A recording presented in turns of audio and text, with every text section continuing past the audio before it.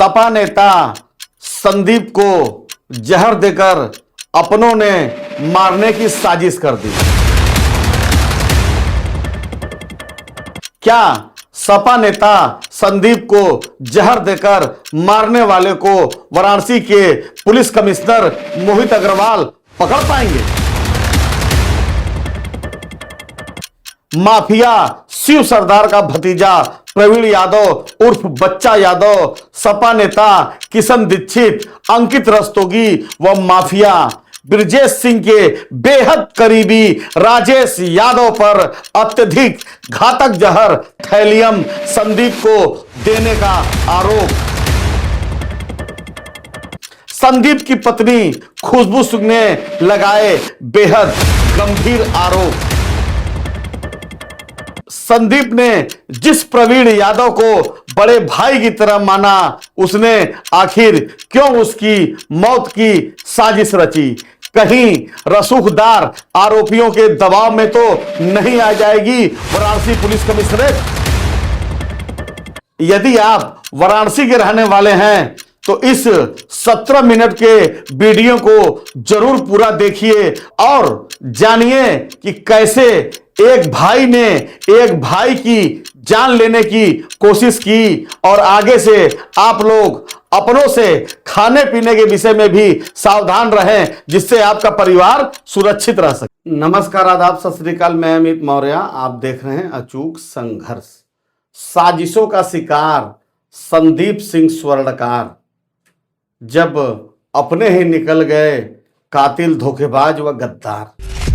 Thallium से हत्या की साजिश, समाजवादी पार्टी के युवा नेता को जहर देकर मारने की अपनों ने की साजिश। पत्नी की एफआईआर से सामने आया सत्ता अपराध कारोबार का काला गठजोड़। ट्रांसपोर्ट कारोबारी संदीप सिंह के शरीर में मिला घातक थैलियम का जहर। महीनों तक बीमारी बताकर मौत के मुंह में धकेला गया। मेदांता से मैक्स, मैक्स से हिंदुजा, हर जगह छुपा रहा सच। पत्नी खुशबू सिंह के एफआईआर से मच गया विरोधियों में हड़कंप। खनन माफिया, राजनीतिक चेहरे और संदिग्ध साथियों की परछाई भाई सरीखे दोस्त की जान लेते इन नीचों को लज्जा न आई। जीबीएस नहीं, जहर था, वो भी थैलियम।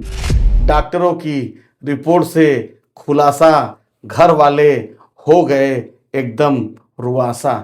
हत्या की साजिश या कारोबारी राजनीतिक रंजिश, क्या वाराणसी पुलिस सच तक पहुंचेगी या ये मामला फाइलों में दफन रहेगा? दोस्तों, हम आपको पहले बताते हैं कि थैलियम क्या होता है। दोस्तों, थैलियम एक ऐसा जहर है जो विकसित देशों के पास होता है। शायद रा के पास भी वो जहर ना हो। वो आपकी बॉडी में जब इंजेक्ट होगा तो आप तत्काल नहीं मरेंगे।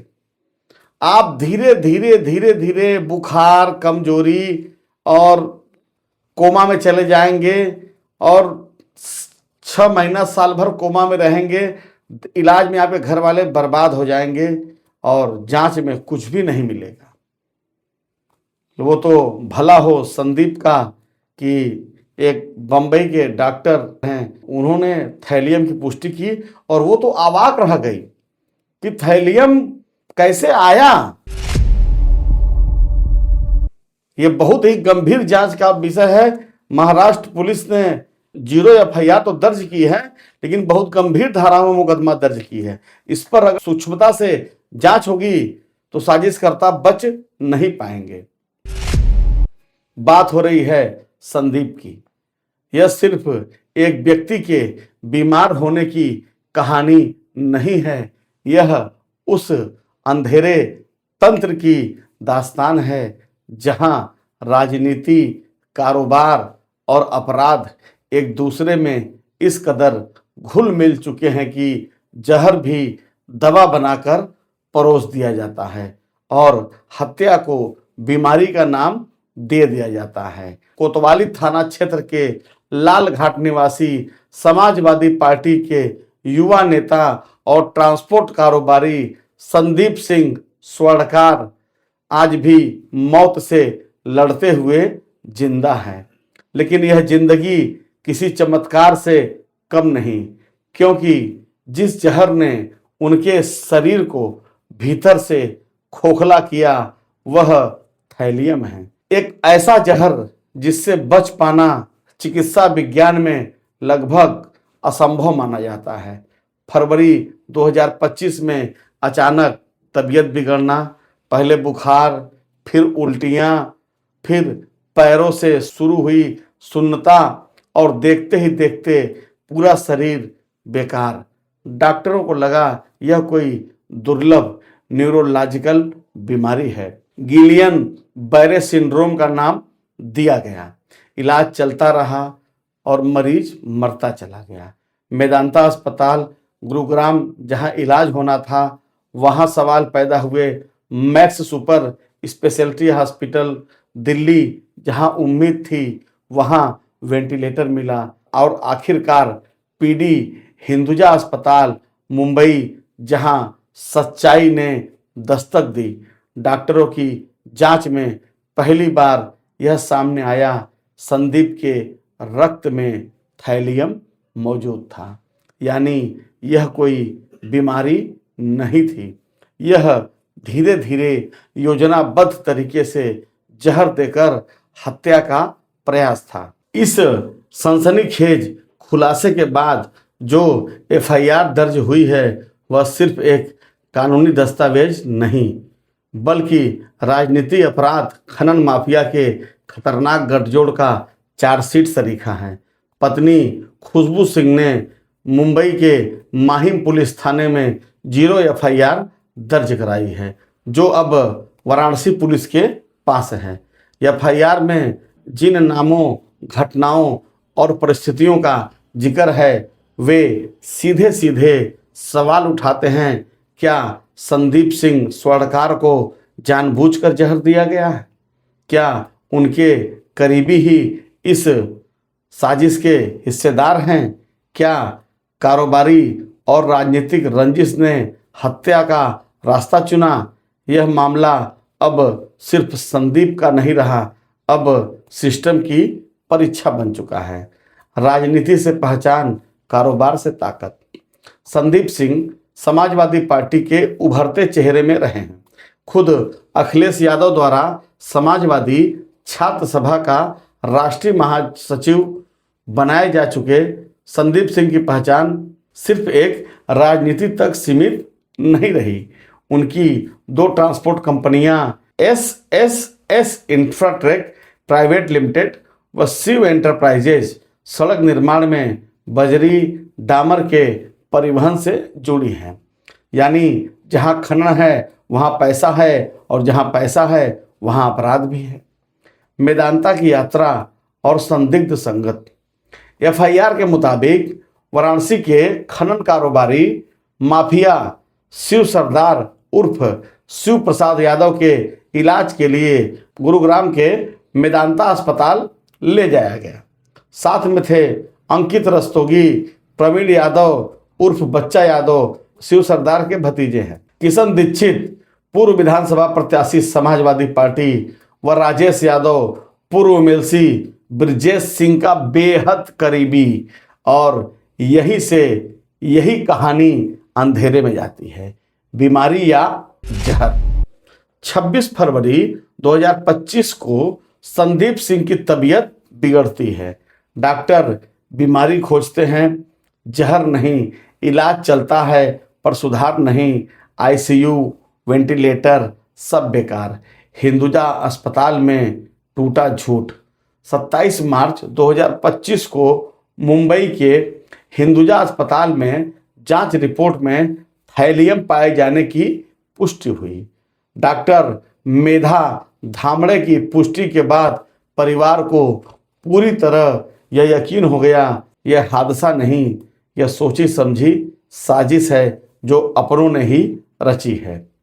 थैलियम कांड।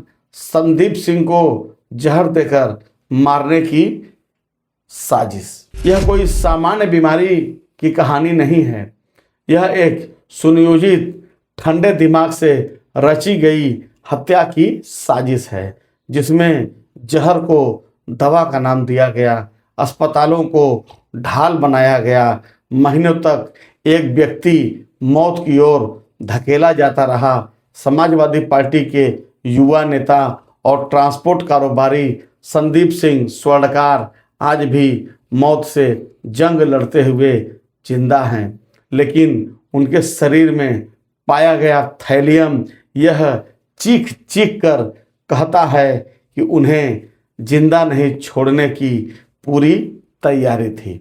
मेदांता से मैक्स तक इलाज या भ्रम। यह वही समय था जब वाराणसी के चर्चित खनन कारोबारी माफिया शिव सरदार उर्फ शिव प्रसाद यादव इलाज करवा रहे थे। एफआईआर के अनुसार संदीप सिंह उनके साथ भी वहीं पहुंचे थे। चूंकि आपको बताते चले कि संदीप सिंह को माफिया शिव सरदार अपने बेटे जैसा मानते थे, क्योंकि शिव सरदार को कोई बच्चा नहीं था।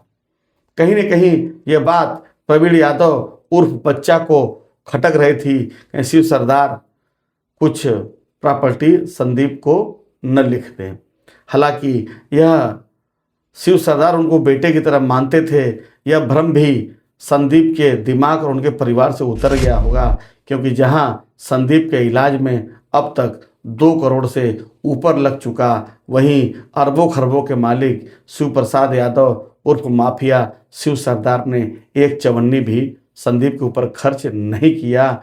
यही अपराध की कहानी है, जहां पैसे के आगे सारे संबंध खत्म हो जाते हैं। बहरहाल साथ में शिव सरदार के इलाज जब चल रहा था, तो जो साथ में कुछ लोग थे उनके नाम भी अब जांच के दायरे में हैं। उनका नाम भी हम अभी बताएंगे आपको आगे। मेदांता में बीमारी का कोई स्पष्ट कारण सामने नहीं आया। इसके बाद उन्हें दिल्ली के मैक्स सुपर स्पेशलिटी अस्पताल में शिफ्ट किया गया, जहां डॉक्टरों ने गिलियन बैरे सिंड्रोम की आशंका जताई। इलाज चला, लेकिन संदीप की हालत बिगड़ती चली गई। 22 मार्च को आईसीयू और 23 मार्च को वेंटिलेटर तक की नौबत पहुंच गई। यदि यह जीबीएस था तो मानक इलाज के बाद भी स्थिति कंट्रोल क्यों नहीं हुई? यह सवाल उस समय किसी ने नहीं पूछा। एफआईआर सिर्फ शिकायत नहीं, चार्जशीट।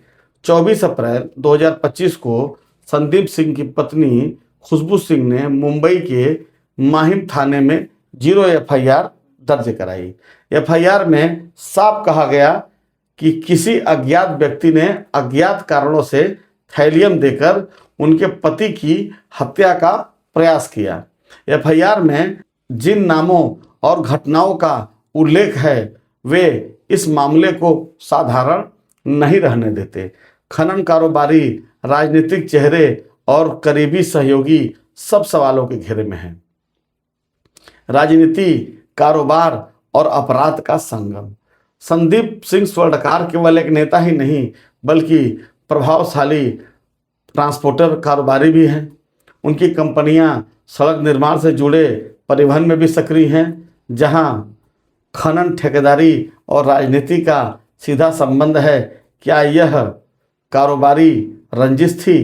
क्या राजनीतिक प्रभाव से रास्ता साफ करने की कोशिश की गई, या फिर किसी अंदरूनी व्यक्ति ने यह जहर परोसा? जांच इन्हीं सवालों के जवाब तलाश रही है। संदेह के घेरे में कौन? एफआईआर में जिन लोगों के नाम सामने आए हैं वे सभी संदीप सिंह के बेहद करीबी बताए जाते हैं। गुरुग्राम की यात्रा, अस्पताल में साथ रहना, खान पान और आवाजाही, इन सब की जांच जरूरी है। क्या hotel record, CCTV footage, call details और वित्तीय लेन देन की जांच होगी, या मामला प्रभावशाली नामों के चलते ठंडे बस्ते में डाल दिया जाएगा? वाराणसी पुलिस के सामने यह अग्नि परीक्षा की घड़ी है, 0 FIR अब वाराणसी पुलिस के पास है। यह मामला सिर्फ एक हत्या का प्रयास नहीं बल्कि सिस्टम की विश्वसनीयता का भी है। अगर निष्पक्ष जांच नहीं हुई तो यह संदेश जाएगा कि रसूखदारों के लिए अलग कानून है। जिंदा सवाल, थैलियम जैसा दुर्लभ जहर कहां से आया? इसे देने का मौका किसे मिला? महीनों तक डॉक्टर क्यों नहीं पकड़ पाए? क्या अस्पतालों की भूमिका भी जांच के दायरे में आएगी? सच जिंदा रहेगा या दफन हो जाएगा? संदीप सिंह मौत को मात देकर जिंदा लौट आए हैं, लेकिन सवाल अभी भी यह जिंदा है। यह मामला तय करेगा कि उत्तर प्रदेश में सच की उम्र कितनी लंबी है। दोस्तों, संदीप को जो थैलियम दिया गया उसमें जो संदीप की पत्नी ने बताया कि शिव सरदार का भतीजा प्रवीण यादव उर्फ बच्चा माफिया ब्रजेश सिंह का करीबी राजेश यादव, अंकित रस्तोगी और समाजवादी पार्टी के प्रत्याशी किशन दीक्षित, ये सभी खास सस्पेक्ट हैं। पुलिस की एक कार्यप्रणाली है। पुलिस शक के बिना पर आरोपी को उठाती है और घटना का खुलासा करती है, लेकिन यह एक ऐसी घटना हुई जिन लोगों ने संदीप को जहर दिया वो उनके साथ भाइयों की तरह रहते थे। अब क्या ही कहा जाए, आदमी का नीयत कब बदल जाए, कब कहाँ गंदगी हो जाए, सब यहीं रह जाएगा। फिर भी अपनों की जान लेने से बाज नहीं आते हैं। हर कदम पर कातिल है, कहाँ जाए कोई। यहाँ संदीप सिंह स्वर्णकार को, जो प्रवीण यादव उर्फ बच्चा जो माफिया शिव सरदार का भतीजा है, अंकित रस्तोगी माफिया ब्रजेश सिंह का करीबी राजेश यादव और समाजवादी पार्टी के किशन दीक्षित की भूमिका बेहद संदिग्ध है। अब देखना यह है कि इस खुलासे के बाद वाराणसी पुलिस क्या इस पर रुख करती है। ये आने वाले भविष्य के गर्भ में है। नमो बुद्धाय, जय संविधान।